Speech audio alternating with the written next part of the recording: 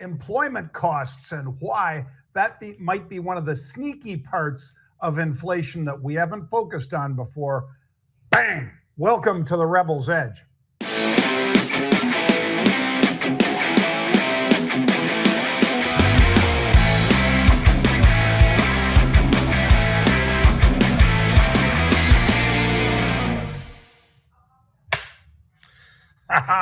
John, I can't wait for us to turn to May. April has not been pretty so far, that's for sure. I suspect a lot of people are in the same camp with you, Pete. And it's not bad for those of us who have sold calls, like Pete and I have, against our long holdings. That's like collecting rent. We talk about it all the time. Why wouldn't you collect rent against a $200,000, $400,000, $1 million condo? Of course you would. But I like this a little bit less, Pete, because it seems like the market is really under pressure right after the opening almost every day. It does, and there's been some pressure, but the one positive that you and I can pull away from this, being who we are, which is options traders, is there are calls and there are puts. And as you accurately pointed out to Charles, and we've talked about this a lot, we have seen an enormous number of puts over the last couple of weeks here in April. And so are they positioning? Are they protecting? That's always a difficult thing to assess. But either way, we've seen a heck of a lot of puts being bought to the downside for sure, depending on, take your pick. S&P, sure. IWM, absolutely. Qs, sure. A lot of the various ETFs for different, the financials, whatever it might be, absolutely. So it makes a lot of sense right now, John, why we've seen so much put activity, because it's another day and it seems like the markets just do not want to turn around just yet. Yeah, I think they need a little more insight from the Fed, Pete. And I'm not making fun of him when I say that. He's been very transparent. You're one of the first people to continue to point that out, that if you actually listen to what he's saying rather than trying to make it fit a particular narrative, he keeps saying, hey, we're going to be driven by data, and the data right now is not great. And what I said at the top of the show, let's dive into the macro minute, Pete. Yep. Macro minute here. U.S. employment costs are going up faster than expected. That was in Q1. I don't think it's changed a lot in Q2, which we are just in the midst of the first month of 3 for that, Pete. So, wow, I think there's a lot going on in the markets that it's not all bad. Inflation does eat into your ability to buy stuff, but this is getting to the corporate level where there's corporate inflation as well, and they're really kind of scared of that, I think. Yeah, and I would piggyback onto that, John, onto something else that just keeps coming into my mind.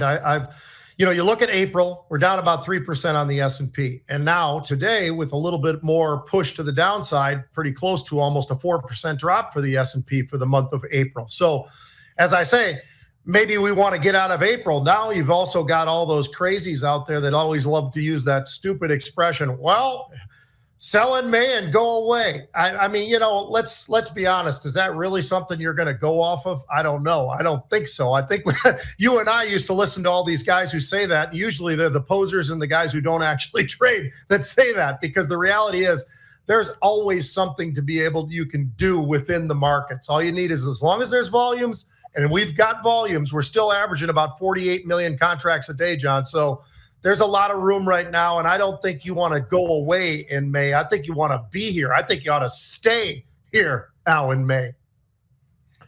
Well, it remains to be seen, since we're just getting ready to start it. But yeah, I don't think there's something that really is looming just yet. Now, there could be something that looms down the road, but this could also be a little bit of a response, Pete, to us spending $95 billion more dollars that we do not have. At least it won't be as inflationary here as it'll likely be for the defense contractors and for some of the folks over in Ukraine. But we'll keep our eye on it, folks. For now, we're going to keep our eye on fantastic futures. As he zips along. Fantastic. Yeah, well, fantastic futures. There's not a lot that's really fantastic in the future space right now, Pete. Gold down 2%. So I'm going to make that a fantastic future. You and I talked about it a week ago that gold and silver were taking a pause. Now, they haven't made 10% corrections yet, but that's yet because they sure could, Pete. Gold is, it traded to 2,300 today or something like that. And I'm saying that's one of the futures that we should be watching. You know, it's always funny because how much we actually do think alike, because we don't talk about our macro minute or our fantastic futures before we get into this whole thing. And that's exactly what I had in front of me, John. I'm just amazed. We're talking about in 1 week, gold has gone from 2,413 down 110 points off of that. So that's a pretty significant fall. Now, granted, it was making new high after new high after new high, but they've kind of pulled the rug out from underneath this whole thing, and it's really starting to slip, along with silver, along with some of the others as well. So I definitely think gold is something where people were going there to kind of hide, so to speak. So if they're not going to hide in gold, where are they going to hide next? I guess we got to figure that one out, huh? Is it copper? Yeah. Well, I'll tell you where they should have been hiding. Cocoa, the one that you keep talking about, because it's up another 3.5% today. It's up every other day. I mean, with everything else going like this, Pete, cocoa keeps going like this. Yep, that demand. All right. Let's talk about Eli Lilly, because that's another stock that's going like this. I think when we talk about Lilly, a lot of us kind of think, Pete, well, like Pfizer, that it's not a terribly expensive stock. No, this one is. I'm not saying the PE is high. I'm saying it's $700+ a share. So I have no idea, Pete, who are the people that would be buying in here, because most of them that would have a portfolio of modest size can't buy very much of a $700 stock, but you could buy a lot of options. They exceeded revenue expectations and they raised guidance. So this stock up 5% already against a market that's selling off, Pete. It is amazing, John. I mean, it was up 7-8% early on. It actually pushed right up against those all-time highs of 800. So can it get through there? Sure it can. The biggest problem that they're facing right now, John, is they can't produce that weight loss drug fast enough. They cannot get enough of it out there right now. Now, that being said, sales were up 26%. The earnings did crush what the estimates were. But it is not just about the weight loss drug. And I think that's the biggest takeaway for me is they've got other drugs also that are out there in the public market that continue to grow as well. So it's not just one that they're dependent on. They've got all kinds of different cancer drugs, all these other areas where they are absolutely crushing it right now. So Lilly has had an incredible run to the upside. I actually don't think it's done. I think it can get through that 800 level. Is it expensive to your point? Absolutely. But I think there are ways with options that you can still sort of try to find your way into that and try to play a little bit to the upside. And everything we're seeing, if they can start producing more, that just means more to the bottom line for Lilly. And I think that's something that's my takeaway from this earnings. Well, this one I wish I had in my portfolio, Pete. You probably do. I do not. I do not. In 2019, this was a $100 stock. Like Pete said, it almost touched 800 again. That's 8 times your money in just 5 years. I mean, that is an amazing performance that it sounds more like it's artificial intelligence related than it would be for a relatively staid drug stock. But they continue to hit it out of the park, Pete. Well, Pete, we got another one of your Minnesota companies, 3M, which used to be Minnesota Mining and Manufacturing. Now they just call it 3M. And opposite of Lilly, where 5 years ago, 8 times your money, you don't find those every day. And this certainly is not one of those, Pete, because you take a look at where 3M was 5 years ago, it was not a lot lower, it was a lot higher. And even though it's hitting up against a 52-week high, Pete, if you pulled up a 5-year graph of this thing, we're talking it was like $144, and now it's $95. So it's been dead money for a while, but the earnings per share and the guidance I think that gives you reason to think that maybe they've put those bad days behind them. Well, and I think they've had to make some tough decisions, and they, like many companies, but very similar to what's going on in the tech world, John, they've had to cut some of the jobs, and they cut by about 10%. That's never pleasant. Nobody really likes that, but from an efficiency standpoint, sometimes those things have to take place, and that's very similar to what we'd seen in the tech space for sure. They've actually done a great job of being able to raise some of the prices. They've also had cost cutting. That's helping the profits as well. This is a stock that's pressing right up against its 52-week highs. So over a 5-year period, not really so great. Over the most recent couple of months, actually performing okay. And this is a company that's had a few black-eyed things that have happened to it, and yet it's moved back up towards those 52-week highs. So very interesting. I think they gave a pretty decent forecast. This is one of those names that, is it exciting? No. But has it worked? Yeah. So far this year, it's worked pretty well. Yeah. Hats off to them. I like what they're doing over there now, Pete. Yep. And like you said, nobody wants to grave dance or talk about, everything's great because they're cutting 10% of the workforce. Yeah. Those are real people. So we all feel bad when somebody gets laid off. You just hope it's not you. That's the difference between a recession and a depression, they always say, Pete. A recession is somebody else loses their job. Depression is you lose your job, and that's never a good thing. All right, how about PayPal? PayPal reported earnings that exceeded expectations, strong revenue, total payments. Yep, that was up. Well, the stock opened at 70, Pete, but right now it's slipped back down below 68. So it's kind of given up the ghost and barely holding on to a 1% gain. Is that justified? I don't think so, John, because everything that they did seemed like that's something that can continue on as they continue to press forward. Their payment volumes were outstanding, up 14%, and they bring in the global spend, which has been very strong. I also like the fact that, it's the transactions being up as much as they are. That's up 4%, $3.5 billion. That's not so bad. And the revenue, that's up 9%. I also really like, and this is why I'm a little bit surprised the stock has slipped a little bit.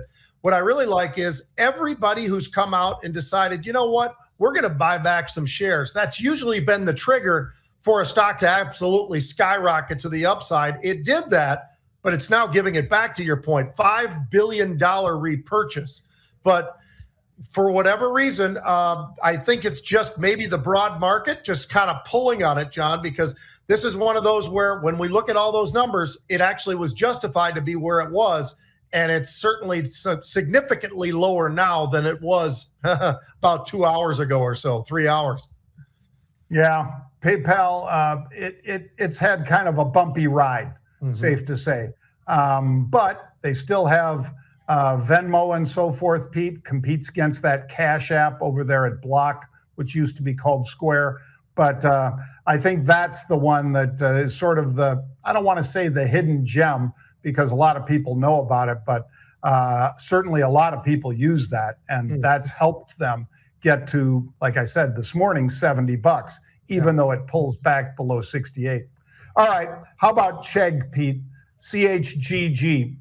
They topped consensus financial expectations, but this is one of those that said, you know what, AI is not going to hurt us.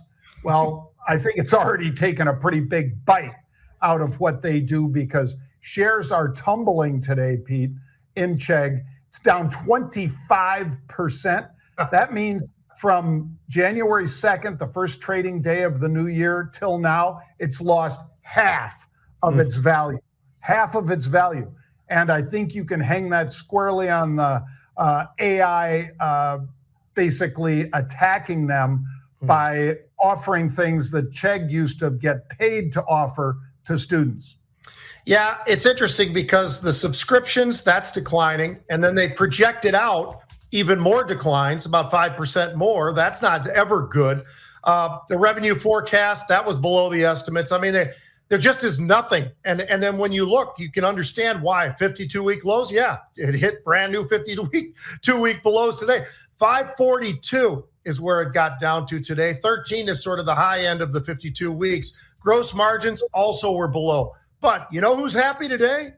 They got some shorts in this one, John, and they got like 13 to 15% shorts. Those guys are dancing in the streets right now as this thing hits 542. You know what could cause them to dance even more? This thing drops underneath $5. You and I both know that's a certain level where suddenly investors start to go, wait a minute now, we're underneath $5 and things, there's a lot of different rules and different reasons. Then they start to really tumble. So will they start to maybe buy into it? I don't think so. I think we might see this thing get underneath $5. And then what? It's very, very ominous. It doesn't look very good right now, John.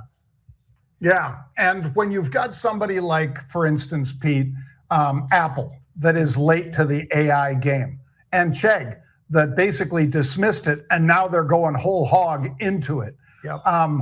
Is it going to be enough? And are they going to have to spend like crazy? Apple has a whole bunch of levers to pull. These guys have one lever to pull. Yeah. So I think it's going to be a tough few quarters for Chegg. I hope they can hold over $5, Pete, but that's just 35, 40 cents away from where it is right now, which means that a lot of companies are probably getting out ahead of that. Yeah. So not so great for Chegg. No. All right. We love sharing these videos with you guys. And this is a young quarterback who Pete says was a clear 4-star recruit.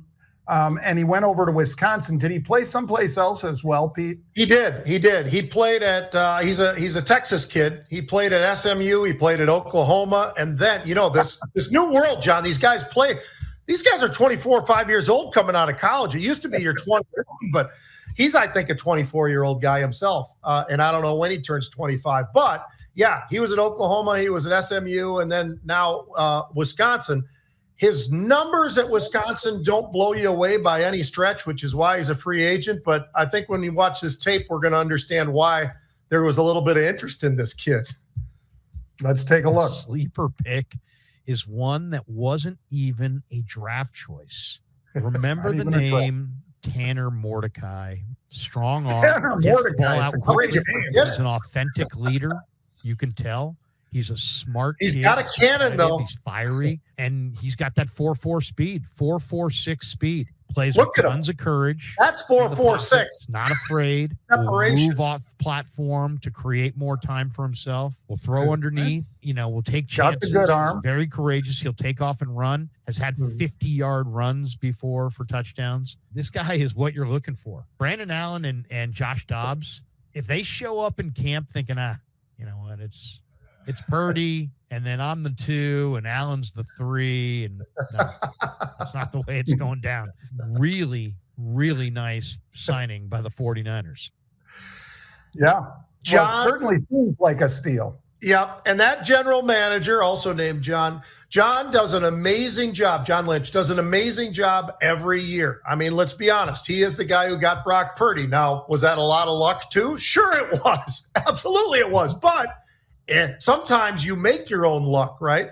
Now, I don't think, John, that this guy is necessarily going to be the starting quarterback.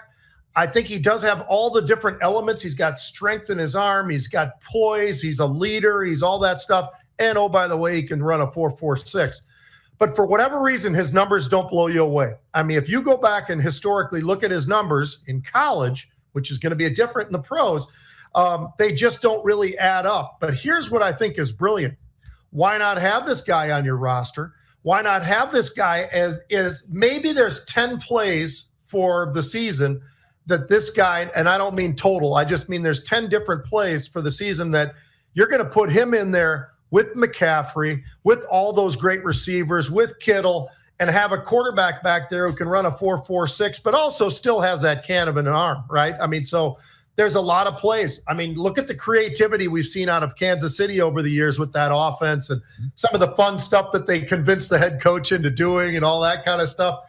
This kid could really be scary because if he's back there and he's got all those weapons to throw the ball to or run with the ball himself, he could be a dang interesting guy, I think. And since we're talking about that, John, I'd like to hit this.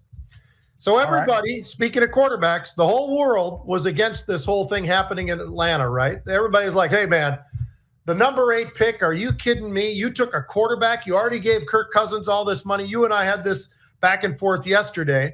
I don't know if I was able to convince you or not, but anyway, here's what I like. Do you know, when I looked at DraftKings, after the first round, and it's only the first round, the rest of the draft you didn't see, their stock went up in terms of their opportunity to win the Super Bowl after they took Penix as their quarterback. So, okay, maybe it wasn't such a stupid thing because they've got all the other positions covered really, really well. Defensive ends, linebackers, offensive line, running backs. Bijan Robinson isn't too bad. Tight end Pitts. You got receivers. You got all of this, right? And you got Kirk Cousins, who, by the way, hasn't played since he tore his Achilles. So I don't find it nearly as stupid as everybody else does. I find it pretty interesting, actually. And I think for that reason, that's why I think Atlanta probably got a little bit better when it comes to what the odds are for the NFL's Super Bowl. Yeah, well, the part that you mentioned, and I was on it as well yesterday with you, Pete, is that Kirk Cousins is a heck of an athlete, a great leader, wonderful quarterback, has made almost as much money as Mahomes, for God's sake, because all this guy does is keep signing these monster deals. But he is coming off an Achilles injury. Now, we both hope that Aaron Rodgers and Kirk Cousins can come back from that. But there's no guarantee that you're going to be the same guy, either guy, when you do, because maybe there's that little tinge in the back of your mind when you go to make that hard cut and move upfield where you'd put that strain on it and so forth. Maybe it doesn't affect him, but if it does, you've got Penix. And we both said he is one of those guys that's ready. The only problem I had, Pete, was I think they could have picked him up in the second round. I really do. Yeah. And it's only because of his age and the prior injuries. He played the whole season for Washington, looked fantastic, but I think that's why he would have slipped into the second round. His age, because he's, like you say, like that quarterback Mordecai or whatever. He's a little older than your average quarterback coming out, and the fact that he'd had those injuries. But Penix could prove us all wrong, and maybe that kid will be fighting for a Super Bowl this next year. It could happen.